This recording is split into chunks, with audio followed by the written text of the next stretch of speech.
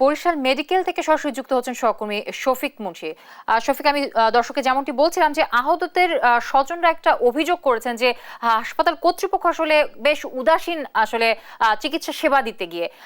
সেক্ষেত্রে আসলে চিকিৎসকরা কি বলছেন বা চিকিৎসা দিচ্ছেন যারা বা কর্তৃপক্ষ কি বলছেন, এই বিষয়টি জানাবেন আমাদেরকে। জি, ধন্যবাদ আপনাকে।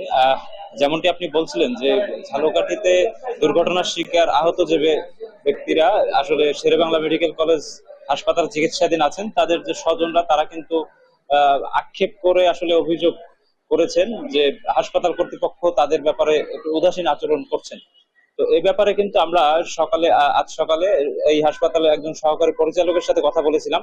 তিনি আমাদের কিন্তু একটু উল্টো সুরে কথা বলেছেন। তিনি বলেছেন যে যখন থেকে আসলে আহতরা হাসপাতালে আসা শুরু করেছে তারপর থেকে কিন্তু তারা পুরো সচেষ্ট রয়েছেন এবং একটা বিশেষায়িত আসলে টিম গঠন করে 24 ঘন্টা কিন্তু তাদের পর্যবেক্ষণ করা হচ্ছে।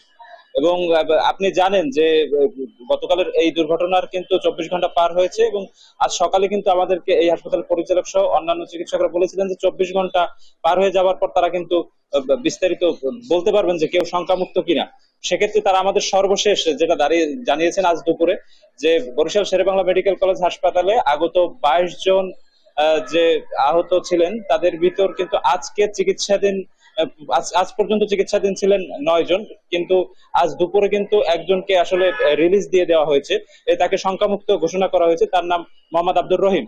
এছাড়া আরেকজনকে কিন্তু সার্জারি বিভাগ থেকে স্থানান্তরিত করে বরিশাল শেরেবাংলা মেডিকেল কলেজ হাসপাতালের দন্ত বিভাগে আসলে তাকে শিফট করা হয়েছে বলে আমাদেরকে জানিয়েছেন এবং তাকেও আসলে শঙ্কামুক্ত হিসেবে ঘোষণা করেছেন। বাকি যে 7 জন আসলে বরিশাল শেরেবাংলা মেডিকেল কলেজ হাসপাতালের সার্জারি এবং অর্থোপেডিক্স বিভাগে চিকিৎসাধীন আছেন, তারা শঙ্কামুক্ত কিনা সেটা আরো 24 ঘন্টা পর মানে আগামীকাল দুপুরে আসলে হাসপাতাল কর্তৃপক্ষ আমাদেরকে নিশ্চিত করবে বলে জানিয়েছে।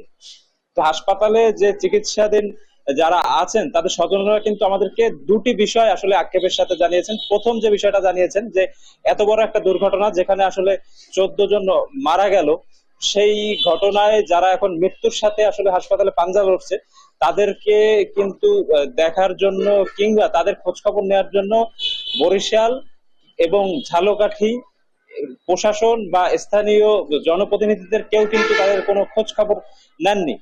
এবং আরেকটা যে আক্ষেপের সুরে যেটা আপনি বলেছেন আমাদের দর্শকদের যে চিকিৎসার ব্যাপারে আসলে তারা উদাসীনতা প্রকাশ করেছেন, আমরা কিন্তু এসে দেখেছি আসলে আমার পিছনে আসলে বরিশাল শেরেবাংলা মেডিকেল কলেজ হাসপাতালের সার্জারি বিভাগ এবং সেই বিভাগে কিন্তু এখন পর্যন্ত যে আহত তাদের মধ্যে 5 জন আছে এবং তারা কিন্তু সবাই আসলে গুরুতর অবস্থায় আছেন এবং তাদের স্বজনরা আক্ষেপ করে বলেছেন যে শুধুমাত্র আসলে গতকাল থেকে আজ পর্যন্ত গণমাধ্যম কর্মীরা বাদে তাদের খোঁজ খবর কিন্তু আসলে কেউ নেননি।